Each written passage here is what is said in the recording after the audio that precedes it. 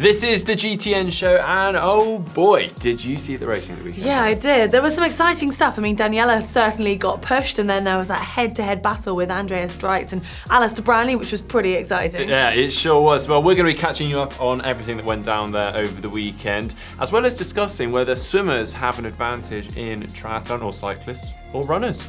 Well, I think we're both going to hope it's swimming, aren't we? Coming from a swimming background, it's going to be interesting to see that one. But on top of that, we've got some tech news, including a new release from the Nike 4%, plus plenty of your brilliant photos you sent in.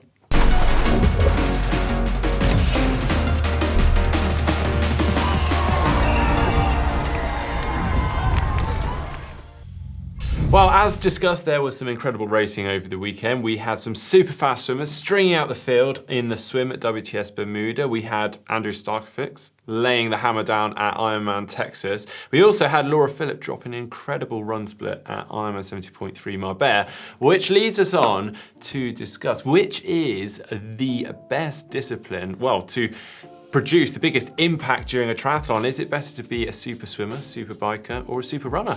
Well, it's an interesting debate, and obviously the idea is to be super at all of them, but that's not always necessarily going to be possible. And we do see some athletes, crushing one of the disciplines, and sometimes they're actually able to take that through and take the win from being exceptional in just one of the three. Yeah, absolutely. We've kind of discussed this a little bit before, where we talked about which is the best discipline to enter triathlon from. But this is a whole different topic, because now we're talking about winning.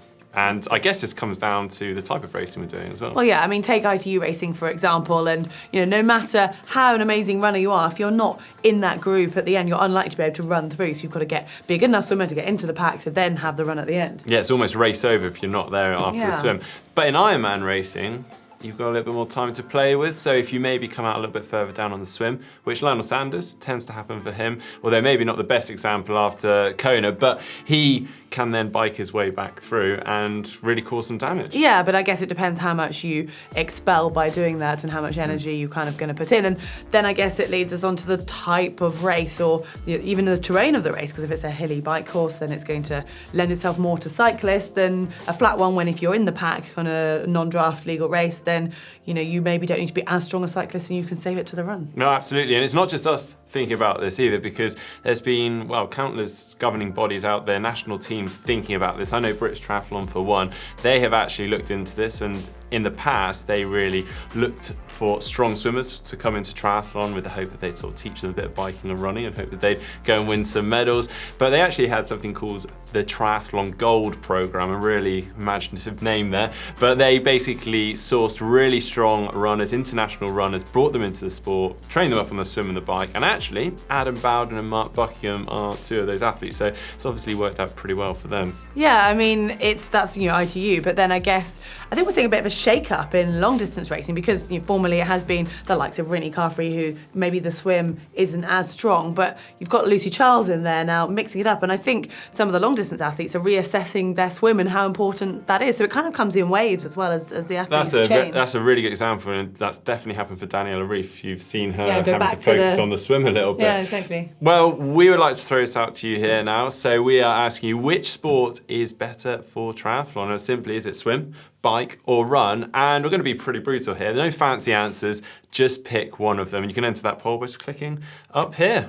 Well, I think it's quickly time to have a look at last week's poll, when we asked, is running a marathon healthy? The results are in, and just 3% of you said yes, it's great physically. 19% said no way. 20% said yes, great for mental wellness. And then 56% of you said great for both. I think running a marathon wins. Right, moving on to Tri News, and we have spotted a new shoe from Nike. Now, it's pretty similar to the Nike 4%, but this one's a bit more of a mouthful. It is, I'm gonna actually have to check the screen here. It's a Nike Zoom X Vaporfly Next %. And there's quite a few sort of tweaks that they've made, and they've had the help of Eliud Kipchoge and Mo Farah to develop this into a bit more of a racing shoe. They got a more breathable upper. They've done some offset lacing to relieve pressure on the top foot. They've got a thin foam pod for the Achilles to relieve any pressure on the heel. Yeah. moment. I think one of the most significant differences is the change in the heel to toe offset. So it's gone from 11 mil to 8 mil, which is quite a bit of a drop. I think you'd really notice that if you were racing in it. Yeah, absolutely. Apparently better traction and tread on the outsole. However, they have retained some of the same properties with the carbon fiber plate, so it's the same length, same stiffness, and with all of these updates, they've actually maintained the weight of the shoe. So yeah, really exciting. There's a lot of buzz about this shoe. There is, and I think even more so after the weekend, because at London Marathon, it broke the London Marathon record, didn't it, in the men's race? I think Eliud Kipchoge was wearing this new shoe and broke the record. It was a huge event. More than 40,000 runners took to the streets of London. We spotted a few triathletes amongst there as well. Well, our next bit of news comes from Garmin as they release their brand new head units for cycling. We've got the Garmin Edge 530 and the 830. Now, these have come with loads of new features. The 530 and the 830 both have built-in maps. The 830 having turn-by-turn navigation, but some really exciting new features. We've now got instant detection. We've also got something called Climb Pro, so it can tell you how far you've got left on a climb and the average gradient of that climb. Nice. But the bit that I really like, and this is probably more relevant to our mountain bikers and maybe gravel bikers out there, it will tell you how many jumps you've made during a ride, how far you go on those jumps, and your hang time. Oh, that could be dangerous. It could encourage, even bigger jumps, couldn't it, from maybe pushing you outside of your comfort zone. I like to see it on your TT bike. Yeah, I was going to say, I don't think there's any risk even on a mountain bike of me leaving the ground. Not intentionally, anyway.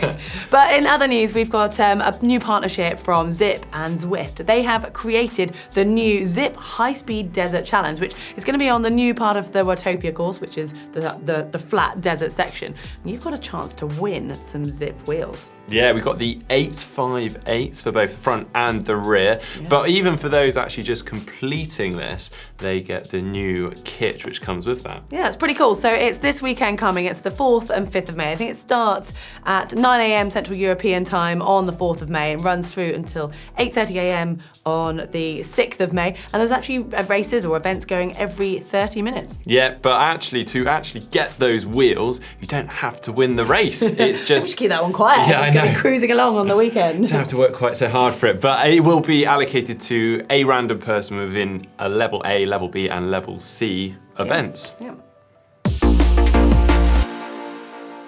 It's now time for the GTN Caption Competition with your chance to win GTN Cap. And the picture we had last week was from the finish line at Xterra. And there was a few plays on that one. We've had some great suggestions in. We had Gabby Jackson saying, what an extreme way to finish. Denver Hogarth putting the X in Xterra. John Edward though said, damn, couldn't find my run legs today. But this week, our winner is Nick Goldston, who comes up with the caption, no, I forgot to start my Garmin. I think we can all relate to that feeling, can't we? Well done, Nick. Get in touch and we will send you out your GTN Sim cap. Well, this week's Caption Comp photo is from Ironman 70.3 Marbella, and it is from the podium. It's Alistair Brownlee opening his bottle of champagne all over Alan G. Dreitz. Yeah, looks like Dreitz is trying to save his champagne for later there, isn't he? He's kind of like... No inappropriate comments here, but yeah, do get involved in the comments section below. Yeah, look forward to hearing them. Well, we said we had a lot of race results for you, and I'm going to kick off with probably the most anticipated of them all, and that was Ironman Texas. Now, this was a big race. We had a stacked pro field. In the women's field, we had none other than Daniela Ryf, and unsurprisingly, she was the clear favourite for that race. But it wasn't easy for her because she was joined by Jocelyn McCauley for practically the whole race. They came out more or less neck and neck out of the swim, and a rather smart move by Jocelyn. She allowed Daniela to sit on the front on the bike and just power away, and therefore saving a little bit of energy, which meant that Jocelyn had a little bit more going on to the run. She managed to pull ahead of Daniela, and I actually saw that gap open up to around 2.5 minutes, if not more. Now, Daniela worked really hard in the latter stages of that run, and she managed to reel her back in, and actually only passing Jocelyn with 4 miles to go. Now, Daniela went on, obviously, to win the race. Jocelyn took second, and then it was Jenny Seymour that took third. And over in the men's field, it was Andrew Starkovich that really laid the show on for us. He posted an incredible bike split of 4:02.56, coming into transition with almost a 9-minute advantage on the second athlete, which was Patrick Nilsson. Now, Patrick ran amazingly to come through at mile 11 and pass Andrew Starkovich, and then at mile 16, David Pless also passed Andrew Starkovich. And Patrick Nilsson went on to take that win. David Pless took second, and Andrew Starkovich took third. Our next race up is Ironman 70.3 Marbella, which Alistair Brownlee led the swim out in for the men's race, although with a number of athletes in hot pursuit. One of which is Andy Dreitz, which we all know is an absolute powerhouse on the bike. So much so, by 48k into the bike, he had a 3-minute 50 advantage on the second athlete in the field and over 8.5 minutes on Alistair Brownlee. Although we did find out from Andy Dreitz's Instagram feed that Alistair actually suffered a mechanical during the race. Andy continued that form on to take the win, and amazingly, Alistair Brownlee ran his way back through to second with a 1:11.03 half marathon run split, and in third it was Domenico Pacello. Whilst over in the women's race, it was Laura Phillip actually that came out the swim with just over a 2-minute deficit on the fastest swimmer, but took that back by halfway through the bike and rather convincingly went on to take the win overall. In second, it was Nina Derren, and in third, it was Marta Bernardi. We're now moving over to short course racing with WTS Bermuda, where we had less than ideal conditions for the women's race. It was Katie Safiris that was really on fire today. She managed to form a small breakaway group coming out of the swim onto the bike with Jess Learmonth and Lottie Miller, and they gained a 2-minute 20 advantage going into T2. And then Katie posted a 34.46 10k run split to take a very impressive win. Jess Learmonth hung on for second, and in third it was Joanna Brown.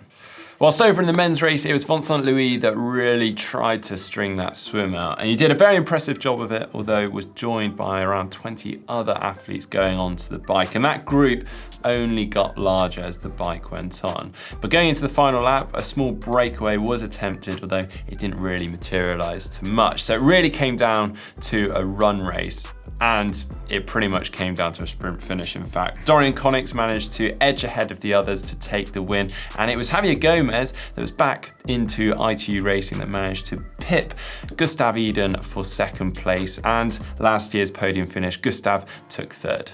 Well, I said we had a ton of race results for you from this weekend, so we're going to rattle through some of the remaining races now. So we've got Challenge Cancun, which was won by Andy Potts in the men's race, with Cody Beals in second and Ben Hoffman in third. In the women's, it was won by Ellie Salthouse, Miranda Carfrey in second, and then Yvonne Van Vlerken in third. And then over at Challenge Gran Canaria, now this was won rather impressively in the men's race by Peter Heemrich, with Manuel Kung in second and Nan Olivieras in third. Whilst over in the women's race, Emma Pallant had quite a bad mechanical on the bike, but still managed to run herself back through to take the win overall. And then we had Tessa Cortacaz in third, and then Celine Scherer in third. And then over at the ITU World Duathlon Champs, now this was won by Benjamin Cochot from France, and Milo Martin from Spain, and Angelo van der Castel in third. Whilst over in the women's race, we had quite an exciting race going on there, a lot of chopping and changing between the leaders. It was eventually won by previous 2014 ITU World Duathlon champ Sandra Lavines. And in second, we had the previous 2018 ITU World Duathlon champ Sandrina Isles, and in third, Garance Blaut. All right, it's now time to share some of the great photos you guys have sent in this week. We've got a little bit of a cat theme in our first two, actually. This one has been sent in by Jack, and it's his Neil Pride that he's got on the Wahoo. But then he says, getting ready for his pain cave experience, but the treadmill was taken. What would she really want to train with me? She looks pretty content, that cat, doesn't she? Yeah, I'd hate to know what happened if you... Oh, anyway. Mark. But Neil Pride, we don't get many of them. I'm just changing the subject really quickly. That's it. Neil Pride is actually a really interesting brand, windsurfing, kite surfing brand, and they did bikes a few years back. I'm not sure if they still make them, but cool, nice. Yeah, shame we've not got a closer look at that one. But now moving on, we've got another cat taking a chill out in the pain cave here. Yeah, this one's sent in by Sarah Kay, as well as the cat. She's also got a Specialized shift, very nice colours as well, and also another Specialized bike behind. I can't quite see what model it is, but I think it's the Dolce. Yeah, she's very prepared with the amount of tyres and then inner tubes. I think there's a box of Conti inner tubes, with boxes in, and then a whole pile of them on the side. Yeah. So planning on doing some outdoor riding as well, I'm guessing. Yeah, very cool. And moving on, we've got a photo sent in by Andrew, and this is from Stornoway in Scotland. Yeah, I bet Fraser wishes he was here to talk about this one. This is pretty tough. The Western Isles Triathlon Club have had their first super sprint already in Stornoway. The sea temperature was 6 degrees centigrade, air temperature 5 degrees, and winds of 15 miles an hour. All very cold, they say. They're Well, pretty tough up there, aren't they? that is hardcore. Yeah, impressive stuff. Hats off to you guys. This next one's really cool. I love this. This is sent in by Matthew. This is his Argon 18E 117 TT bike, but he's just finished taking it apart and completely stripping the stock paint off and rebuilding it with very nice paintwork. And he's got his Head Jet 9 front and rear on, and a new cockpit, all sorts. So he's gone for the the full deal here. It looks a pretty aggressive position as well, doesn't it? Pretty speedy on that. But yeah, big thumbs up on that paintwork there. Nice work. Very nice. Well, our final one comes in from Tom Kalutza, and this is 2 shots of his pain cave. It looks like he might be a bit more of a mountain biking fan than a road bike there with his what's on his screen. But yeah, he's got a Orbea road bike, and well, yeah, I'm just amazed how many people have treadmills. It seems like every other photo sent in, someone has a treadmill. I know, I'm super jealous. Yeah, I want one. Well, that is it for the show this week. Please do hit that thumbs up button if you enjoyed it, and if you want to see more from GTN, just click on the globe and subscribe. And if you like the look of our kit, including these jumpers or the new hoodies, then do check the link for the GTN shop to find those. And we've got some exciting videos coming up this week, including a vlog from my Brighton Marathon experience. I might be a little bit biased on that, but we've got some great videos that are out already, including how to find that triathlon life balance, which includes some great info from Matt Dixon. You can find that just here. Yeah, if you'd like to see a very exciting video we did with David McNamee, we were invited along to the velodrome for his aero testing. So you can see that by clicking just down here.